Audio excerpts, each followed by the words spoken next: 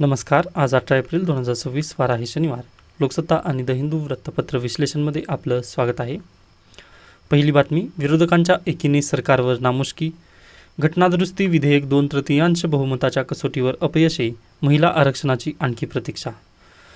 पहा, भारतीय संविधानामध्ये जर घटनादुरुस्ती तुम्हाला करावयाची असेल, कलम 368 मधील 2 यानुसार पहा, तुम्हाला 2/3 मते तिथं असणं अपेक्षित आहेत present and व्होटिंगची.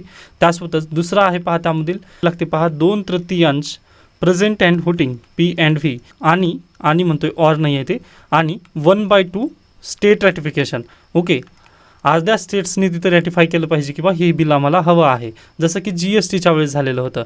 Okay, GST. Okay, आता GSTची कॉन्स्टिट्युशनल अमेंडमेंट कितवी आहे हे कमेंट सेक्शनमध्ये मला नक्की सांगू शकता.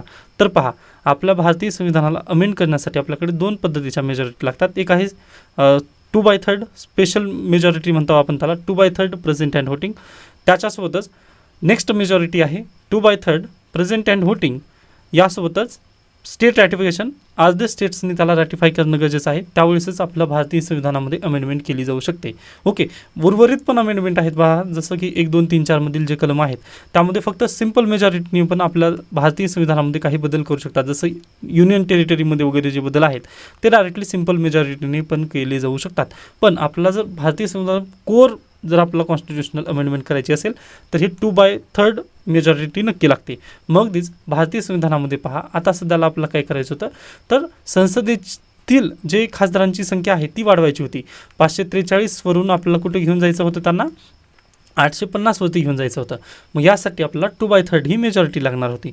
मग अगदीच पहा, त्याला 2/3 मेजॉरिटी जर म्हटलात 543 पैकी, तर 352 बहुमतासाठी मतं अपेक्षित होती. परंतु काल फक्त सरकारला 298 समर्थनामध्ये मतं मिळाली व 230 विरोधकांना मतं मिळाली, किंवा विरोधकांनी 230 मतं तिथे दिली. या कारणानिमित्त 352चा जो बहुमूल्य आकडा आहे तो पारित होऊ शकला नाही. यामुळे काल सरकारला 131वे कॉन्स्टिट्युशनल अमेंडमेंट जे विधेयक आहे ते कोसळलं व उर्वरित जे 2 विधेयक होती त्यात त्यांनी स्वतःहून माघार घेतलेली आहे. ओके, तर हे अशा पद्धतीने कालची सर्व घडामोडी झाली. मग आता पहा, मी मागच्या न्यूजपेपरमध्ये पण बोलत असताना काय म्हणत होतो की न्यूज इन प्रोसेस आहे, न्यूज इन प्रोसेस आहे. आता त्यामागची हीच कारणं तुम्ही समजून घ्या. ओके, प्रॉब्लेम काय होतो पहा, ज्यावेळेस आपण अशा पद्धतीची काहीतरी न्यूज येते, ओके, की 131वी घटनादुरुस्ती होणार आहे, मग आपण काय करतो पहा, पूर्णतः त्यामध्ये डुबून जातो व दुसरं आपल्यासाठी जग नसतं. ओके, फक्त तेच काही करंट अफेअर्स आहे असं आपण कन्सिडर करायला लागतो. पण पहा, हे बरं झालं की हे फक्त 2 दिवसामध्येच हे सर्व काही घडून राहिलेलं आहे. पण जर आपण 6-6 महिने फक्त एकाच गोष्टीमध्ये जर अडकून राहू ना, तर हे आपल्यासाठी खूप घातक असतं. कारण याच्या पलीकडे दुनियाच नाही असं आपण जर कन्सिडर केलं व पहा, काही दिवसानंतर म्हणजे 6 महिन्यानंतर हे बिलच पारित करण्यात आलं नाही, किंवा म्हणजे हे बिलच नष्ट झालं, तर मग UPSC यावरून प्रश्न विचारणार नाही का? बिलकुल नाही प्रश्न विचारणार. हां, पण आता या विधेयकावरून नक्की प्रश्न विचारले जाऊ शकतात पहा, जसं की इंटरव्ह्यूमध्ये पण विचारले जाऊ शकतील, किंवा अगदी आपल्या मेन्स परीक्षेमध्ये पण प्रश्न विचारले जाऊ शकतील. आता मेन्सला कसे प्रश्न येऊ शकतील पहा, तर आपण चर्चा काय होती आपली, नॉर्थ वर्सेस साऊथ. ओके, डिलिमिटेशनला आपला विरोध कशामुळे होता, तर नॉर्थ वर्सेस साऊथ. आपला पहा, नारी शक्ती वंदन विधेयकाला बिलकुल विरोध नाही. त्यानंतर कालच्या लेक्चरमध्ये पण मी म्हटलेलं होतं की आपल्या भारतीय संविधानामध्ये ऑलरेडी महिलांना आरक्षण देण्यात आलेलं आहे. असं नाही आहे की पहा परत तरतूद करण्याची आवश्यकता आहे किंवा घटनादुरुस्ती करण्याची, बिलकुल काही गरजेचं नाही. भारतीय संविधानामध्ये महिलांना आरक्षण ऑलरेडी दिलेलं आहे. डन. मग आता पहा, फक्त गरज कशाची होती, तर डिलिमिटेशनची होती. मग परत डिलिमिटेशनचा तर प्रश्न आपल्यासमोर आहेच ना, बरोबर. मग त्यासाठी आपला जे आर्टिकल याच्या पूर्वीचे वाचलेले होते व मॅगझिनमध्ये ते मी ऑलरेडी इन्क्लूड केलेलं आहे पहा. हां, आता इथं महिला आरक्षण संदर्भात पण आहेत. मग महिला आरक्षणाची गरज काय आहे आपल्याला, याबद्दल पण मी इथं चर्चा नक्कीच केलेली आहे पहा, की प्रतिनिधित्वाचा विस्तार केला जातो, त्यानंतर डिलिबरेट डेमोक्रेसी होते, त्याच्यानंतर पहा राजकीय अर्थव्यवस्थेवर परिणाम, अनौपचारिक अर्थव्यवस्थेचा आवाज, ओके, त्यानंतर फीडबॅक लूप, अंमलबजावणीचे आव्हान इथं ऑलरेडी दिलेले आहेत. हे सर्व मुद्दे तुम्ही लक्षात ठेवा. म्हणजे महिला आरक्षण का असणं गरजेचं आहे यासाठी पॉझिटिव्ह गोष्टी मी इथं दिलेल्या आहेत. ओके, निगेटिव्ह तर सर्वजण असतात, पण पॉझिटिव्ह महिलांना आरक्षण तिथं का गरजेचं होतं. ओके, नारी शक्ती वंदन विधेयक याबद्दल जर UPSCने प्रश्न विचारला, तुम्हाला पण माहिती आहे, आता कालच आपण पेपर पाहिले UPSCचे 2025च्या पेपरमध्ये पहा, त्यांनी कधीचा प्रश्न विचारला होता, 2019मध्ये जे 317वं विधेयक कलम 370 हटवण्यात आलं होतं आणि जम्मू काश्मीर रिऑर्गनायझेशन ॲक्ट संसदेमध्ये पारित झाला होता ना, त्याबद्दल 2025मध्ये प्रश्न विचारला, म्हणजे 6 वर्षानंतर हा प्रश्न आलेला होता. मग अगदीच पहा 2023चा कायदा याचं 2026मध्ये रिलेव्हन्स आहे का नाही, तर बिलकुल येस, हा प्रश्न पण विचारला जाऊ शकतो ना ह्या वर्षाच्या मेन्सला. त्यासाठी प्लीज या मॅगझिनवरती तुम्ही रिलाय नक्की राहू शकता. त्याच्यानंतर आणखीन एक मला आत्ताच नुकतंच आठवलं, आपल्या चॅनलची मेंबरशिप याबद्दलचं आहे हे थोडक्यात. सिल्वर मेंबरशिप यांनी खरेदी केलेली आहे. ओके, मग पहा अगदीच धन्यवाद, म्हणजे मला अपेक्षित नव्हतं ते, पण यामध्ये पहा जर तुम्ही ही मेंबरशिप खरेदी केलात तर अगदीच तुम्हाला काहीतरी पर्क्स किंवा जे व्हिडिओज वगैरे असतात ते स्पेशल देणं अपेक्षित असतं. ओके, पण मी अपेक्षित नव्हतं, त्यामुळे मी काही रेकॉर्डेड वगैरे केलेलं नाही आहे, किंवा मेंबर्सला विशेष काय द्यायचं ही मला सध्याला ठाऊक नाही आहे. त्यामुळे प्लीज सजेशन तुम्ही नक्की करू शकता की कोणते तुम्हाला गोष्टी विशेष मेंबर्ससाठी वगैरे हवे आहेत.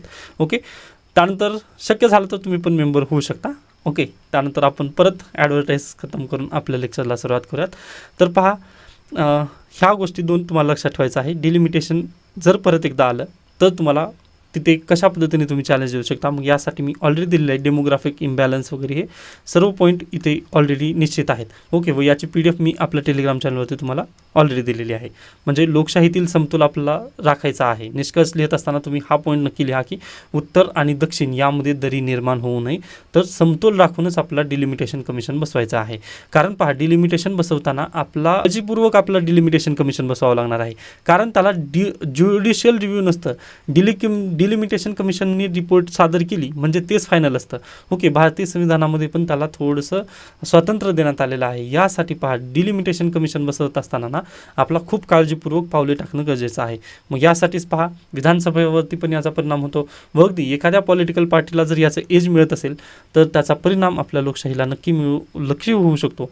मग यासाठीच पहा आपला डिलिमिटेशन कमिशन बसवताना पावलं फुकू टाकायची आहेत. ओके, आय होप हा पण पॉईंट तुम्हाला नक्की समजलेलाच असेल. त्याच्यानंतर मागे येऊयात आपल्या लोकसत्ताकडे. तर पहा हे पॉईंट्स आय होप मी सर्व काही घेतलेलं आहे. ओके, त्याच्यानंतर निश्चिंत राहा, पहा स्मार्टली तुम्ही स्टडी करत चला, कारण अगदीच न्यूज इन प्रोसेस असेल ना तर थोडंसं थांबा. आता कालच्या द हिंदूमध्ये पहा शबरीमाला टेम्पलबद्दल आलेलं आहे, पण मी आज ती न्यूज घेणार नाही आहे. शबरीमालाबद्दल का न्यूज घेणार नाही आहे, तर पहा ना थोडंसं थांबा आता, कारण सध्याला सुप्रीम कोर्ट ऐकत आहे सबरीमाला टेम्पलचा इश्यू, व ही रिव्ह्यू पिटिशन आहे. याच्यापूर्वी तर सुप्रीम कोर्टाने अगदीच सबरीमाला टेम्पलमध्ये वुमनला एंट्री दिलेली होती, पण परत एकदा याबद्दल रिव्ह्यू पिटिशन फाईल झाल्या. या कारणानिमित्त आता आपल्याला पाहायचं आहे की नेमकं सुप्रीम कोर्ट यामध्ये कोणता निर्णय घेईल. व पहा इथे कोणतं मोरॅलिटी आहे, constitutional morality versus social morality, हा इश्यू इथं नक्की डिस्कस केला जाणार आहे. मग थोडंसं थांबा, 1-2 दिवस थांबा, मग आपल्याला समजेलच की म्हणजे सुप्रीम कोर्ट आहे ते कोणता निर्णय तिथं देईल, व सुप्रीम कोर्टाच्या निर्णयाला बाजूनच आपल्याला काय UPSC पण प्रश्न विचारते. आणि आता पहा ते डायरेक्टली असं सुप्रीम कोर्टामध्ये न्यायप्रवेश असताना काही निकाल वगैरे काही प्रश्न तसे वगैरे विचारले जाणार नाहीत की जे सुप्रीम कोर्टाला तिथं हार्म करतील. ओके, त्यासाठी थोडंसं थांबा, न्यूज इन प्रोसेस आहे, मग आपण नक्कीच याला परत एकदा चर्चेला घेणार आहोत. ओके, म्हणजे स्मार्ट स्टडी करायचा आहे, लगेच हेच सर्व काही विश्व आहे असं प्लीज तुम्ही कन्सिडर करू नका. डन. त्याच्यानंतर पुढे चला, मराठीसाठी अर्हताप्राप्त शिक्षकच नेमा, सर्व भाषक शाळांना राज्य सरकारचे आदेश अंमलबजावणी न केल्यास मान्यता रद्द. त्यानंतर नेक्स्ट आहे इराणकडून हॉर्मुझ सामुद्रधरणी खुली, इस्रायल लेबनान यांच्यातील शस्त्रसंधीचा निर्णय, इस्रायल विरोधात अमेरिकेची कठोर भाषा आत्ता आलेली आहे. पहा यावरून आता इस्रायल आणि लेबनान यांच्यामधून हे बॅकवर्ड लिंकेजेस आहे व UPSC प्रश्न विचारू शकते. तर पहा इसवी सन 2000मध्ये अशाच पद्धतीने इस्रायल आणि लेबनानमध्ये भांडण चालू होते.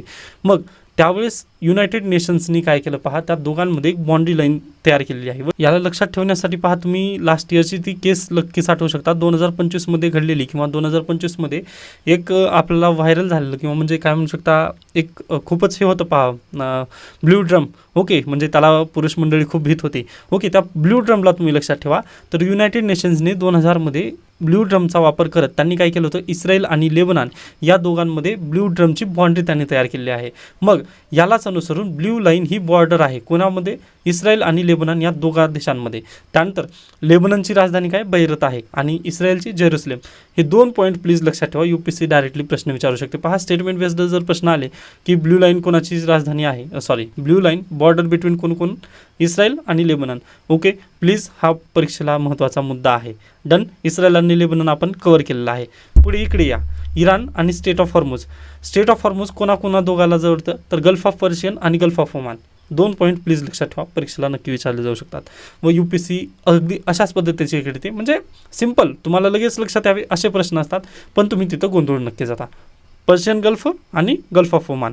त्यानंतर रेड सी मधील चोक पॉईंट कोणता आहे, बाबेल मंडेब. ओके, हे पॉईंट प्लीज तुम्ही लक्षात ठेवा.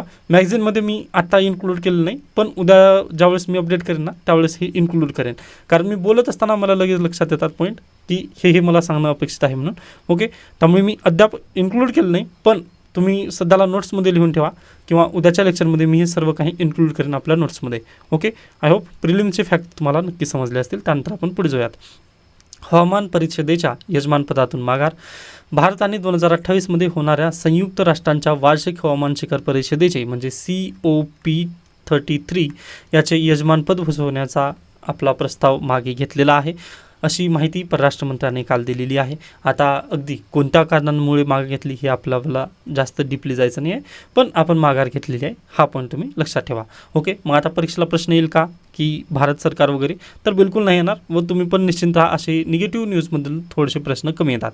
हां, पण COP33 कुठं बसणार आहे, जर नव्याने यावर्षीच्या COPमध्ये जर असा निर्णय घेण्यात आला ना त्यावेळेस आपलं हे नक्की पाहणं गरजेचंच आहे. पहा, ओके. त्यानंतर लास्ट इयरची जी COP परिषद झाली याबद्दल पण आपल्याला थोडक्यात माहिती घेणं गरजेचंच आहे. ओके, ते मी COPची जी लिस्ट आहे ती अद्याप आपल्या मॅगझिनमध्ये इन्क्लूड केलं नाही, त्याला पण मी इन्क्लूड करण्याचा प्रयत्न करेन. ओके, त्याच्यानंतर पुढे चला. नेक्स्ट न्यूज पहा. उष्णतेसह पावसाचाही येल्लो अलर्ट. विदर्भातील पारा 44 अंशापार, तर आज राज्यातील काही भागांत बरसणार. ओके, म्हणजे आता अगदी हसू या रो करू मै क्या करू अशा पद्धतीची सिच्युएशन आहे. कारण पहा, एकीकडे उष्णता पण खूप आहे व दुसरीकडे डायरेक्टली मोबाईलवरती म्हणजे तुमचं जर जिओचं सिम कार्ड असेल तर तिथं खूप अलर्ट येत आहेत. पहा की पाऊस आहे. पण पाहूयात सिच्युएशन आता सध्याला आपल्या हातात काय आहे, तर नक्कीच तुम्ही काळजी घेणं गरजेचं आहे. पहा, तर तुम्ही पण सर्वांनी ही काय करावे आणि काय टाळावे ही काळजी घ्या. ओके, तर सर्वांनी अभ्यासाकडे जास्त लक्ष द्या, म्हणजे उन्हात वगैरे थोडंसं बाहेर जाण्याचं टाळा, कारण UPSC आणि MPSC राज्यसेवा पूर्व परीक्षेला अगदीच पहा महिनाभराचं अंतर राहिलेलं आहे. फक्त 31 मे रोजी तुमची राज्यसेवेची पूर्व परीक्षा असेल. त्याच्यानंतर पहा, मी परत तेच आवाहन करत आहे, तुम्ही फक्त पूर्व परीक्षेची काळजी घ्या. म्हणजे पूर्व परीक्षा जर तुम्ही काढलात ना तर मेन्स निश्चिंत राहा. मेन्सबद्दल आपण जूनपासून पहा आन्सर रायटिंगला मी सुरुवात करणार आहे. नेक्स्ट, नाशिक धर्मांतर प्रकरणी केंद्रीय तपास यंत्रणांची मदत घेण्यात येणार आहे. ओके, त्याच्यानंतर पुढे निवडणूक नकाशा बदलण्याचा घाट. लोकसभेतील विरोधी पक्षनेते राहुल गांधी यांचा आरोप. त्यानंतर क्रमांक 16चे गूढ हे आपल्यासाठी आवश्यकतेचं नाही आहे. ओके, नेक्स्ट आहे युद्ध संपण्याच्या दिशेने वाटचाल. इराणबरोबर करार लवकरच करण्याचे अमेरिकेचे संकेत. व काल इराण वॉन अशा पद्धतीने त्यांनी ट्विट पण केलं आहे. ठीक आहे, कॉंग्रॅच्युलेशन. पण पहा, अमेरिकेला एक गोष्ट तरी नक्कीच लक्षात आलेली आहे की इतिहासापासून शिकणं खूप गरजेचं असतं. कारण अगदीच पहा, हिस्ट्री रिपीट इट सेल्फ. व हे काल झालेलं आहे. व्हिएतनाममधून त्यांनी कदाचित धडा घेतला नाही. त्यानंतर अफगाणिस्तान झालं, अफगाणिस्तानमधून पण त्यांनी काही धडा घेतला नाही. मग त्यामुळे परत त्यांना इराणमध्ये पण तीच सिच्युएशन थोडंसं म्हणजे अगदी बरं झालं डोनाल्ड ट्रम्प यांनी ग्राउंडवरती त्यांचे ट्रूप्स पाठवलेले नाही आहेत. अन्यथा पहा, इराणने तिथे वाट तो पाहतच होता. त्यांनी म्हटलेलं होतं पहा की 40 वर्षापासून आम्ही ह्याच दिवसाची वाट पाहत होतो, तुम्ही नक्की आमच्या देशात या. मग अगदीच डोनाल्ड ट्रम्प थोडीशी शहाणी बनत त्यांनी हा निर्णय मागे घेतला. त्याच्यानंतर पहा, आता 21 किंवा 22 तारखेपासून परत पाकिस्तानमध्ये याबद्दलची चर्चा होणार आहे. मग यावर लवकरच तिथे करार होईल. पहा, कारण इराणची अट होती ना की इस्रायलने लेबनॉनवरती पण हल्ले कमी करावेत. तर आता अगदीच डोनाल्ड ट्रम्प यांनी इस्रायलला सांगून ते हल्ले कमी केलेले आहेत. व पहा, दुसरी आली नाही बातमी की इस्रायलने लेबनॉनवरती हल्ले केले आहेत. ओके, त्यामुळे ही नक्कीच पॉझिटिव्ह बातमी आपल्यासाठी आहे. नेक्स्ट आहे राज्यसभेच्या सभापतीपदी हरिवंश यांची निवड. नामनिर्देशित सदस्य हरिवंश यांची शुक्रवारी सलग 3ऱ्या कार्यकाळासाठी राज्यसभेचे उपसभापती म्हणून बिनविरोध निवड झाली. सभागृह नेते JP नड्डा यांनी मांडलेला आणि यस फांगानोन कोक्याक यांनी अनुमोदन दिलेला हरिवंश यांचा उपसभापतीपदाचा निवडणूकबाबतचा प्रस्ताव आवाजी मताने तो मंजूर झालेला आहे. ओके, चांगली पॉझिटिव्ह न्यूज आहे. नेक्स्ट पुढे चला, बुक रिव्ह्यू आलेले आहेत, स्किप करू शकता, सध्याला त्यामध्ये आपल्याला जास्त डीपली जायचं नाही आहे. त्यानंतर विश्वविजयकांक्षिणी हा आर्टिकल आला आहे, पण स्किप करा, तुम्ही पहा. अगदीच जर शक्य झालं तर म्हणजे डायरेक्टली सांगायचं म्हटलं किंवा याचं क्रक्स सांगायचं म्हटलं तर भारताची पहिली बुद्धिबळ विश्वविजेती बनण्यापासून रमेश बाबू वैशाली आता केवळ एक पाऊल दूर आहे. हे आव्हान खडतर असेल केवळ एक पाऊल अशा मोजक्या शब्दांत व्यक्त करणे इतके सोपे तर अजिबात नाही आहे. कारण समोरील चीनी प्रतिस्पर्धी जू वेनजून गेली काही वर्ष त्या स्थानावर दिमाखात टिकून आहे. ओके, मग त्यांच्यासाठी पहा, अगदीच खूप खूप शुभेच्छा आहेत आपल्या सर्वांतर्फे. पण नारी शक्ती वंदन आता अगदीच काल मला आता MP-चं नाव आठवत नाही आहे, परंतु त्यांनी पार्लमेंटमध्ये स्पीच देताना त्यांनी खूप बेस्ट वाक्य बोलले पहा, की वंदन नको आहे आम्हाला. ओके, फक्त सन्मानाची वागणूक द्या महिलांना. ओके, मग अगदी तशाच पद्धतीने पहा, डायरेक्टली तुम्ही देव वगैरे नकात बनवू महिलांना, तर नक्कीच सन्मानाची वागणूक द्या. व पहा, आर्टिकल 14 आर्टिकल 15 हे जे सर्व भारतीय संविधानात दिले, म्हणजे आपल्या पॉकेटमधून महिलांना दुसरं काही विशेष द्यायचं नाही आहे. ओके, जे काही आहे ते भारतीय संविधानाने ऑलरेडी दिलेलं आहे, फक्त तुम्हाला काय करायचं आहे, त्याचा सन्मान करायचा आहे, एवढंच करणं बस झालं आपल्यासाठी. ओके, मग स्त्री आणि पुरुष एक समान, त्या पद्धतीने जर तुम्ही आयडिओलॉजी ठेवलात तर सर्व काही आलं. बाकी तो मी पार्लमेंटचं जे स्पीच आहे ना, ते आपल्या टेलिग्राम चॅनलवरती नक्की अपलोड करण्याचा प्रयत्न करेन. ते थोडंसं स्पीच तुम्ही ऐका, म्हणजे पहा, त्यामधून निबंध पण तुम्हाला खूप मदत करेल, निबंध पण लिहिण्यासाठी. बरं, ओके, त्यासाठी ते नक्कीच तुम्ही पार्लमेंटचं थोडक्यात आहे, म्हणजे 5 ते 10 मिनिटाची ती क्लिप असेल, ती नक्की तुम्हाला मी आपल्या टेलिग्राम चॅनलवरती पाठवतो, तो तुम्ही नक्की व्हिडिओ पाहून घेऊ शकता. ओके, तर पहा, बाकी उर्वरित आपल्यासाठी जास्त यामध्ये पण आपल्यासाठी आवश्यकतेचं नाही, त्यामुळे याला पण आपण स्किप करून पुढे जाऊयात. नेक्स्ट पहा, परभणी जिल्ह्यात उष्मालाट पावसाचा इशारा, 4 दिवसांकरिता येलो अलर्ट. त्यानंतर रामसार क्षेत्र, आंतरराष्ट्रीय महत्त्व असणाऱ्या पाणथळ क्षेत्रांबाबत इराणमधील रामसार येथे एका करारावर स्वाक्षरी झाली होती, त्यात पाणथळावर चर्चा करण्यात आली होती. मग अगदीच जायकवाडीचा रामसारसाठी प्रस्ताव गेलेला आहे. मग पाहूयात जायकवाडी धरणला रामसार प्रस्ताव तिथं प्राप्त होतो किंवा नाही. त्यानंतर महाराष्ट्र नक्षलवादमुक्त करणाऱ्या C60 पथकातील जवानांचा पदकाने सन्मान करण्यात आलेला आहे. हे C60 काय आहे असा जर परीक्षेला प्रश्न आला तर ते नक्षलवादमुक्त महाराष्ट्र करण्यासाठी जे पथक उभार करण्यात आलं होतं त्याला C60 हे त्या पथकाला नाव देण्यात आलेलं आहे. ओके, हे पॉईंट तुम्ही लक्षात ठेवा. त्याच्यानंतर पुढे शेवटी जाता पहा, चतुरंग लोकसत्ताचं मिनी मॅगझिन आहे, शक्य झालं तर तुम्ही वाचून घेऊ शकता, अन्यथा स्किप करा. नेक्स्ट आहे, सोने चांदी आयातीस 15 बँकांना अखेर परवानगी देण्यात आलेली आहे. मग परीक्षेला प्रश्न असा विचारला जाऊ शकतो पहा, की सोने आणि चांदीची आयात कोण करतं? व्यापारी करतात का? तर बिलकुल नाही, तर बँकेद्वारे यांची आयात केली जाते. व प्रत्येक बँक, तुमच्या जिल्ह्यातील जी बँक असते ना, त्या बँकाद्वारे ते सोनं पुरवठा वगैरे केलं जातं व्यापाऱ्यांना. ओके, मग व्यापारी तुमच्या अगदीच म्हणजे जे काय म्हणू शकतात, जे जोहरी असतात अगदी त्यांच्या पद्धतीने तिथे सोन्याचं मार्केट वगैरे तिथं प्रस्थापित केलं जातं. ओके, तर ते बँकांना परवानगी असते फक्त. ओके, हा पॉईंट प्लीज लक्षात ठेवा. म्हणजे याच्यापूर्वीच होतं हे सर्व काही, पण न्यूज आली नव्हती त्यामुळे मला पण सांगण्याचं ते योग आला नव्हता, पण आज आलं, त्यामुळे लक्षात ठेवा, बँकद्वारे इम्पोर्ट केलं जातं सोनं. ओके, त्यानंतर पुढे तर अशा पद्धतीने आजचं लोकसत्ता संपतं. त्यानंतर द हिंदूमध्ये अतिशय महत्त्वाचा आर्टिकल शशी थरूर यांनी लिहिलेलं आहे. थोडंसं क्लिष्ट आहे वाचण्यासंदर्भात, पण तुम्ही नक्कीच वाचाल, व त्याचं मराठी ट्रान्सलेशन पण करून मी आपल्या टेलिग्राम चॅनलवरती ते ऑलरेडी पाठवलेलं आहे. तर पहा, काही दिवसांपूर्वीच सुप्रीम कोर्टाने एक मोठं कॉग्नियन्स घेतलं होतं व NCERTने एक चॅप्टर लिहिलेलं होतं. सुप्रीम कोर्टामधील जी पेंडन्सी आहे आणि करप्शन जे झालेलं आहे त्याबद्दल एक चॅप्टर लिहिलेला होता फक्त. मग त्या चॅप्टरवरती सुप्रीम कोर्टाचे जे CJI आहेत किंवा सुप्रीम कोर्टामधील जे चीफ जस्टिस आहेत यांनी आक्षेप घेत NCERTला खडे बोल सुनावलं व NCERTचे पूर्ण ते पुस्तकच त्यांनी माघार घेतली. ओके, मग NCERTने पण क्षमस्व वगैरे अशा पद्धतीने त्यांनी प्रत दाखल केली. ओके, हे सर्व इश्यू झाला, परंतु अगदी यामध्ये काही खोट होतं का, किंवा म्हणजे जे काही NCERTने छापलेलं होतं ते चुकीचं होतं का? तर बिलकुल नाही. पहा, नक्कीच ते सर्व बरोबर होतं, तुम्ही असं म्हणू शकता, कारण आज घडीला आपल्या ज्युडिशरीमध्ये जवळपास 5 कोटीपेक्षा जास्त प्रकरणे प्रलंबित आहेत. 5 करोडपेक्षा जास्त प्रकरणे प्रलंबित आहेत. ओके, हे आपल्या ज्युडिशरीचं भयान वास्तव आहे. व करप्शन होत नाही असं तुम्ही कशाच्या बेसिसवर म्हणता ज्युडिशरीमध्ये? तर नक्कीच करप्शन होतं. पहा, जे याच्या पूर्वीचे जे चीफ जस्टिसेस आहेत की त्यानंतर जस्टिसेस जे आहेत ना, याच्या पूर्वीच त्यांनी म्हटलेलं आहे, म्हणजे प्रेस कॉन्फरन्समध्ये, म्हणजे फक्त रिटायर झाल्यानंतर त्यांनी अशा पद्धतीने आवाज उठवलेला आहे की ज्युडिशरीमध्ये पण करप्शन होतं. व नुकतीचीच केस आहे पहा, जस्टिस वर्मा म्हणजे रिटायर झालेले आहेत, त्यांनी स्वतःहून आता प्रेसिडेंट ऑफ इंडियाला त्यांनी रिझिग्नेशन दिलं. कारण पहा, त्यांच्यावरती इम्पिचमेंट प्रोसेस संसदेमध्ये चालू झाली होती. बरोबर आहे, ती केस आपण पाहिलेली आहे. बरोबर, मग ज्युडिशरीमध्ये अगदी पहा 99.99% केसेस होत नाहीत. ओके, मी मान्य करतोय 99.99% ज्युडिशरीमध्ये करप्शन नाही, परंतु 0.1% तरी तिथं आव्हान आहेच ना.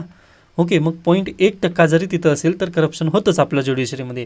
मग हेच निर्णय किंवा हेच चॅप्टर जर NCERTने लिहिलेला असेल तर त्यामध्ये तफावत काय होती किंवा ते चुकीचं काय केलं मग NCERTने? हा, नक्कीच पहा, आपल्या भारतीय संविधानाने कलम 19 दिलेला आहे, ज्यामध्ये अभिव्यक्ती स्वातंत्र्य आहे व अभिव्यक्ती स्वातंत्र्य प्रत्येकाला आहे. मग या नजरेतून जर तुम्ही त्या चॅप्टरला पाहिला असाल तर नक्कीच NCERT किंवा जे शिक्षकांनी तो चॅप्टर लिहिला होता त्यांनी काहीही चुकीचं केलं नव्हतं. मग त्यालाच अनुसरून शशी थरूर यांनी आर्टिकल लिहिलं आहे. पहा, त्यांचं म्हणणं काय आहे की आपल्या देशामध्ये आज घडीला 5 कोटीपेक्षा जास्त केसेस प्रलंबित आहेत. बरोबर, व अगदी जर मॅटर तो जमिनीबद्दलचा असेल व जमिनीबद्दलचा तो मॅटर असल्यानंतर जवळपास 20 वर्ष जर ते मॅटर चाललेलं असेल तर पहा, आता अगदीच माझीच केस आहे असं तुम्ही लक्षात घ्या. म्हणजे माझी केस आहे व या जमिनीशी ती निगडीत आहे व पहा जवळपास 20 वर्ष ती केस चालू आहे. मग पहा, मला जवळपास 20 वर्ष केस म्हटल्यानंतर मी ज्या वेळेस कोर्टामध्ये जाईल, ओके, म्हणजे सुनावणीला ज्या वेळेस मी कोर्टामध्ये जाईल त्यावेळेस काय होणार आहे तर पहा, वकिलाला मला भेटावं लागेल. मग दरवेळेस वकिलाला गेल्यानंतर तिथं 500 किंवा 5,000 अशा पद्धतीने त्याला पैसे द्यावे लागतील. मग ती पहा, जी लँडची किंमत नाही ना त्याच्यापेक्षा जास्त मी 20 वर्ष झालं त्या वकिलाला खर्च दिलेला आहे. ओके, मग वकिलाला तर खर्च गेला, त्यासोबतच पहा माझं येण्या जाण्याचा खर्च किंवा माझ्या दिवसाचा जो वेळ माझा या प्रकरणामध्ये गेला त्या खर्चाचं काय ते मग अगदीच जर तुम्ही पाहिलात तर ती लँडपेक्षा जास्त तिथं आपण देत आहोत. मग यावरूनच आपल्या देशामध्ये एक म्हण आहे पहा, किंवा एक अगदी ज्युडिशरीबद्दल एक म्हण आहे, justice delayed is justice denied. Okay, म्हणजे अगदी 20 वर्षानंतर जर मला तो न्याय मिळत असेल तर मी त्या न्यायाचं काही कौतुक वगैरे असेल का मला? तर बिलकुल नाही, काय आवश्यकताच नाही. कारण पहा, मी त्या अन्यायाखाली जगण्याचा तिथं मला ही लागून जाईल, म्हणजे मी अन्यायाखाली जगण्याचं म्हणजे माझ्या माइंडला ती सवय लागून जाईल किंवा माझ्यावर अन्याय झालेला, ठीक आहे जाऊ दे, आता जे झालेलं आहे ते झालेलं आहे, किंवा मी नशिबावर वगैरे अवलंबून मी ठीक आहे म्हणून पुढे जाईल. मग यावरून काय दिसत आहे पहा, जे अर्जन्सी ऑफ ज्युडिशियल आहे किंवा ज्युडिशियल रिफॉर्म जी आहे ती काळाची गरज आपल्याला दिसत आहे. पण यासोबतच आणखीन एक शशी थरूर यांनी लिहिलेलं आहे पहा, की आपली जी ज्युडिशरी आहे ती फक्त काही लोकांसाठी फेवरेटिझम झालेली आहे व जे यापासून जे वेगळे झालेले आहेत किंवा विभक्त झालेले आहेत, ज्यांच्याकडून ज्युडिशरीकडून अपेक्षा होती पूर्वी, ती आता अपेक्षा नाहीशी होत आहे. का? तर justice delay is justice denied. Okay, आता अगदीच पहा, अशीच एक केस मालेगाव बॉम्ब खटल्यामधील आहे. आय थिंक बरोबर 18 वर्षानंतर त्या खटल्याचा निकाल लागला व आरोपीची तिथं डायरेक्टली मुक्तता झाली.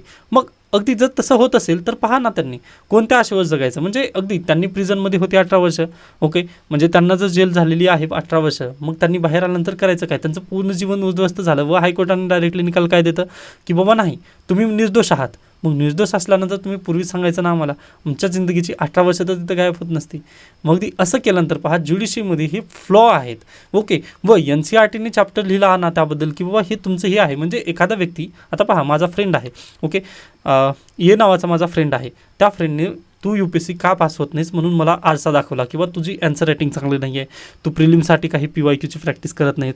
जसा आरसा दाखवला, तर आरसा दाखवल्यानंतर मी त्यावरती इम्प्लिमेंटेशन करणं गरजेचं आहे. पहा, न की त्या डायरेक्टली मित्राला मी जाऊन डायरेक्टली मारणं किंवा अगदी तुला काय समजतं वगैरे अशा पद्धतीने मी त्याला शिवीगाळ करणं हे योग्य नाही आहे ना. मग ज्युडिशरीने पण सध्याला तेच काम केलेलं आहे. ओके, आता रीड बिटवीन द लाईन्स करायचं आहे, कारण हे कदाचित सुप्रीम कोर्टाचा अपमान होईल. ओके, पण आपण त्यामध्ये नका जाऊयात, कारण शशी थरूर यांनी आर्टिकल लिहिलं आहे व आपण तो आर्टिकलच वाचून दाखवतात. Okay, sorry for that. त्याच्यानंतर वापस आलो आपण. मग यासाठीच आता पहा, सध्याला ज्युडिशरीमध्ये अर्जंटली आपलं रिफॉर्म करणं गरजेचं आहे. त्याच्यानंतर आता अगदी शशी थरूर यांनी आणखीन एक खूप महत्त्वाचं पॉईंट बोलले आहेत. पहा, एकच मिनिट द्या, मला हे सर्व काही परत एकदा क्लीन करू द्यात. शशी थरूर इथं म्हणत आहेत पहा, की ज्युडिशरीमध्ये आज घडीला पण घराणेशाही चालते. आता घराणेशाही चालते याबद्दल जर तुम्ही मला प्रूफ मागितलात तर ते योग्य होणार नाही आहे, पण घराणेशाही नक्की आहे. ज्युडिशरीमध्ये पण घराणेशाही आहे. आता जसं पहा, सुप्रीम कोर्टमध्ये तुम्ही SC म्हणजे शेड्युल्ड कास्ट आणि शेड्युल्ड ट्राईब, त्यानंतर OBC यांसाठी रिझर्वेशन पाहिलात का, तर बिलकुल नसतं व ते राहू पण नाही. म्हणजे मेरिट बेसिसवर जाणं जजेसची गरज आहे तिथे, बरोबर. पण मेरिट बेसिसवर ऐवजी इथं काय होत आहे, घराणेशाही निर्माण होत आहे. व ही घराणेशाही कशामुळे निर्माण होत आहे पहा, तर कॉलेजियम सिस्टीम. ओके, कॉलेजियम सिस्टीममध्ये पण ट्रान्सपरन्सी येणं काळाची गरज आहे. आता कॉलेजियम सिस्टीममध्ये ट्रान्सपरन्सी किंवा अगदीच जर कॉलेजियम सिस्टीममध्ये ट्रान्सपरन्सी आणायचं म्हटलं तर कोण करतं पहा, इंटरव्ह्यू यामध्ये आता सरकारची एंट्री होते. मग सरकारची एंट्री झाल्यानंतर पण तेच होणार आहे ना, सरकार फेवरेट त्यांचे जजेस वगैरे बसविले ते, मग हे चुकीचं होत आहे. मग यासाठी आपण काय करायला पाहिजे पहा, तर वाईड अँगलने जजेसची नियुक्ती करणं गरजेचं आहे. वाईड अँगलने जजेसची नियुक्ती म्हटल्यानंतर पहा, आता अगदीच काहीतरी असतील ना, SC मधील त्यानंतर ST मधील किंवा OBC मधील काहीतरी जजेस असतील, कुठेतरी नक्कीच जजेस असतील, त्यांना आपण तिथं एंट्री देणं खूप गरजेचं आहे. त्याच्यानंतर पहा, आता जस्टिस BV नागरत्ना, आता पुढल्या वर्षी त्यांचा टर्म आहे पहा 2027 मध्ये, त्या कदाचित पहिल्या महिला CJI होतील. ओके, म्हणजे अगदी जर सरकारने त्यांच्या विरोधात किंवा म्हणजे अगदी जर त्यांनी राजीनामा नाही दिलात तर नक्कीच त्या CJI 2027 मध्ये होतील.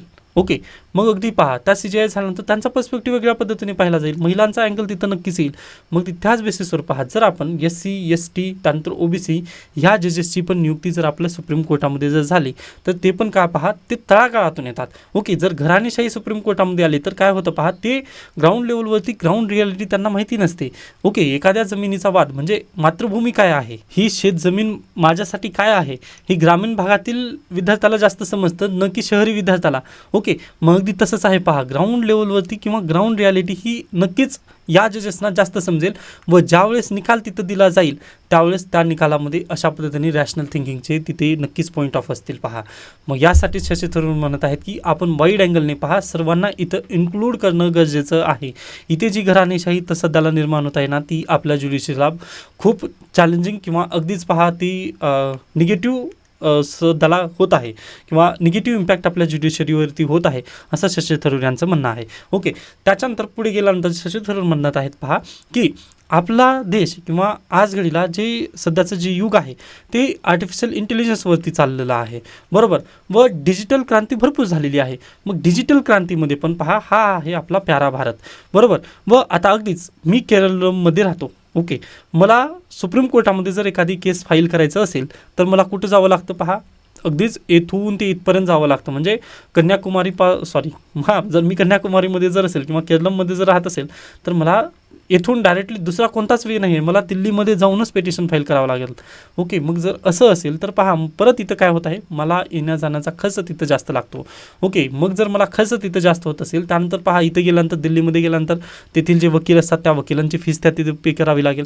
मग हे सर्व करायला पहा माझ्याजवळ खूप पैसा असायला पाहिजे. ओके, त्याच्यानंतरच मी पहा न्याय मागू शकतो सुप्रीम कोर्टामध्ये. आणि आता पहा, गरीब लोकांना सुप्रीम कोर्टामध्ये जाता येत आहे का, मग बिलकुल नाही आहे. मग यासाठी शशी थरूर यांनी म्हणत आहेत पहा, आज घडीला आर्टिफिशियल इंटेलिजन्सचा वापर करा ना मग सुप्रीम कोर्टाने अगदी त्यांचे जे बेंचेस आहेत जे फक्त दिल्लीमध्ये आहे ना, त्या बेंचेसची संख्या त्यांनी वाढवली पाहिजे. ओके, म्हणजे ते होऊ शकतं ना, असं नाही आहे की ते फक्त तिथं बंधनकारक आहे. पहा, प्रेसिडेंट ऑफ इंडियाना जर सुप्रीम कोर्टाने रिकमेंडेशन केलं ना तर नक्कीच ते कुठेही बेंच त्यांची बसवू शकतात. आपल्या भारतीय संविधानाने याला परमिशन दिलेली आहे. मग असं असताना फक्त तुम्ही दिल्लीचंच तिथं हे ठेवून का बसलात, म्हणजे फक्त आपल्याला दिल्लीतच बसायचं आहे असं का करतात मग तुम्ही. व पहा, काळाची गरज आहे आज घडीला. आपला देश पहा, एकीकडे अगदीच लोकसत्तामधील ही बातमी पाहू शकता तुम्ही, अंबानींना मागे सारत अदानी आशियातील सर्वात श्रीमंत. अव्वल 50तून भारतीय केवळ 2च व्यक्ती आहेत, अदानी आणि अंबानी. ओके, म्हणजे अब्जाधीशमध्ये फक्त 2च व्यक्ती गेलेले आहेत. बाकी तर उर्वरित 98% जनता तरी आज घडीला गरीबच आहे ना आपल्या देशाची. मग या गरीब जनतेला जर किंवा साऊथच्या स्टेटमधील एखाद्या व्यक्तीला जर न्याय पाहिजे असेल तर त्याला सुप्रीम कोर्ट परवडतं का, तर बिलकुल परवडत नाही. मग यामुळे पहा, परत तोच इश्यू इथं निर्माण होतो की पहा, अगदी पैसे वगैरे जर नसतील किंवा आपल्याजवळ जर तशा पद्धतीने संसाधन नसतील ना तर जाऊ दे म्हणतात व जस्टिस तिथं डिनाय केलं जातं. ओके, म्हणजे न्यायाची अपेक्षा आपला तिथं पुन्हा राहत नाही. मग जर असं होत असेल, ज्युडिशरीवरून जर गरीब लोकांचा जर विश्वास उठत असेल तर मग ज्युडिशरी आपल्यासाठी काही कामाची होणार नाही किंवा ती असून पण नसल्यासारखं तिथं करेल. मग यासाठी पहा, आपल्या लोकशाहीमध्ये प्रत्येक मताला किंवा प्रत्येक व्यक्तीला जर तिथं मूल्य असेल ना तर ज्युडिशरीने पण प्रत्येक व्यक्तीला समान न्याय मिळणं अपेक्षित आहे किंवा जलद न्याय मिळणं. म्हणजे फक्त श्रीमंतांना अगदी एका दिवसामध्ये जर केस फाईल केली ना तर दुसऱ्या दिवशी त्यांना केसचा त्यांचा निर्णय प्राप्त होऊ शकतो, परंतु तोच न्याय गरिबांना होऊ शकतो का, गरिबांना तो न्याय मिळत नाही आहे. यासाठीच पहा शशी थरूर यांचं सजेशन आहे की गरीब आणि श्रीमंत ही दरी तुम्ही न पाहता समानता दिलेली आहे. अगदी त्याच धर्तीवर पहा सुप्रीम कोर्टाने पण किंवा जे ज्युडिशरी आहे त्यांनी पण आपल्याला न्याय देणं हे बंधनकारक आहे. मग यासाठी सुप्रीम कोर्टाने रिफॉर्म घ्यावेत असं शशी थरूर यांचं बेसिकली म्हणणं आहे. ओके, मग हा जो आर्टिकल आहे तो अगदीच पहा मी इथं चांगल्या पद्धतीने घेतला आहे. आता मी फक्त महत्त्वाचे जे पॉईंट आहेत ते तिथं सांगितले. बाकी पहा इथे अगदी अतोनात विलंब आणि त्याचा परिणाम इथं सगळं बेस्टपैकी दिलेला आहे. त्यानंतर आधुनिकतेचा स्वीकार सुप्रीम कोर्टाने पण करावा याबद्दल पण मांडणी केलेली आहे. त्यानंतर सर्वसमावेशकता आणि विविधता म्हणजे विविधता घेण्यात यावी, जसं की SCs STs त्यानंतर OBCs यांचं पण तिथं त्यांना पण सामावून घेण्यात यावं ज्युडिशरीमध्ये, याबद्दल पण पॉईंट मांडला. त्यानंतर परवडणारा न्याय म्हणजे अगदी कमी पैशामध्ये न्याय मिळावा यासाठी पण काही गोष्टी करतात का त्या पाहाव्या.